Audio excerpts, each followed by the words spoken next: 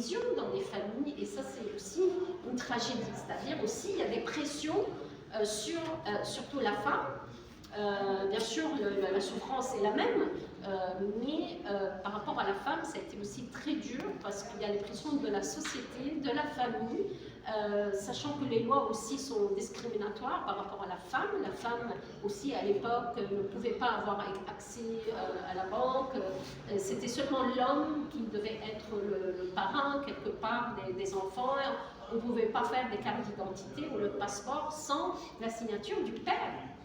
Alors vous imaginez les complications administratives qui continuent en fait. Il y a eu quelques changements dans la loi, mais c'était complexe. Alors ça a été fait pour un peu faire taire quelque part une partie des familles et de leur dire voilà, après 4 années de disparition, vous pouvez avoir un certificat. Bien sûr, il faut aller dans un tribunal, etc.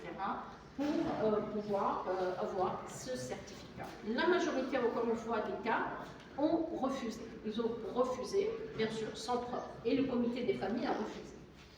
Alors, graduellement aussi, ils vont réaliser l'importance de mettre en place des campagnes nationales. C'est-à-dire de dire que ce n'est pas seulement notre cause, c'est aussi la société a un rôle à jouer. Et il faut aussi jouer, faire pression.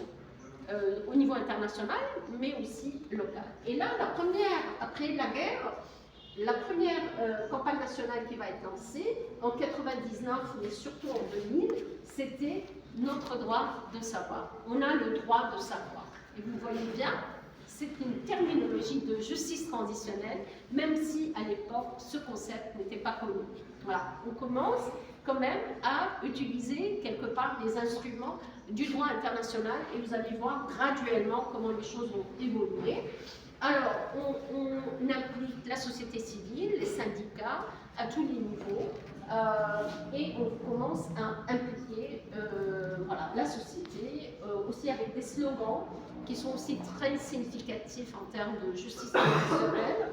Par exemple, Tinzikir Matanad, se rappeler ou se souvenir pour qu'elle ne se répète pas. Et vous voyez, c'est aussi un objectif de justice transitionnelle, la non-répétition, mais aussi se rappeler le travail de mémoire.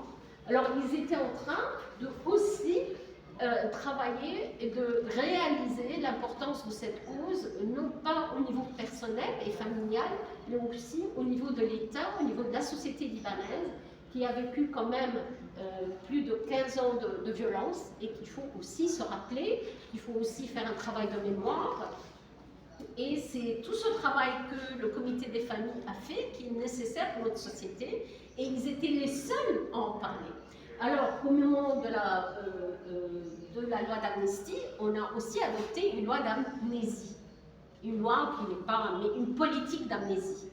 L'État a fait en sorte que les Libanais oublient la guerre.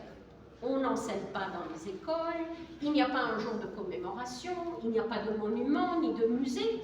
Ils ont tout fait pour nous faire oublier le passé et la guerre. Et les familles étaient les seules à dire non, il ne faut pas oublier. Il faut qu'on puisse récupérer nos disparus. Si on veut créer, construire un état de droit, il faut que l'État puisse protéger ses citoyens. Demander où sont tous ces milliers de personnes. Bien sûr, à la fin de la guerre, il va y avoir l'État, le gouvernement libanais va publier en 1992 un rapport des pertes humaines et en fait matérielles de la guerre. Et ils vont donner ce chiffre qui va être utilisé de 17 000 disparus. 17 415 disparus. C'est pas peu. Dans une population de 2,5 millions à l'époque. C'est énorme. Et en plus, on parle de milliers de personnes.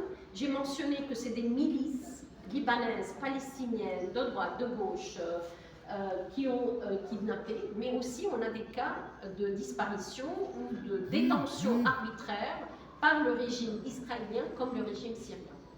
Tous ont pratiqué les enlèvements et les disparitions forcées, alors une grande majorité par les milices en fait libanaises,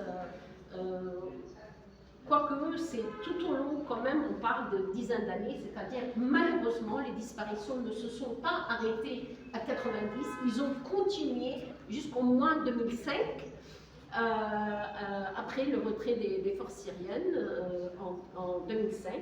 Et il y a eu quand même des cas dans les années 90, après la guerre. Oui, vous aviez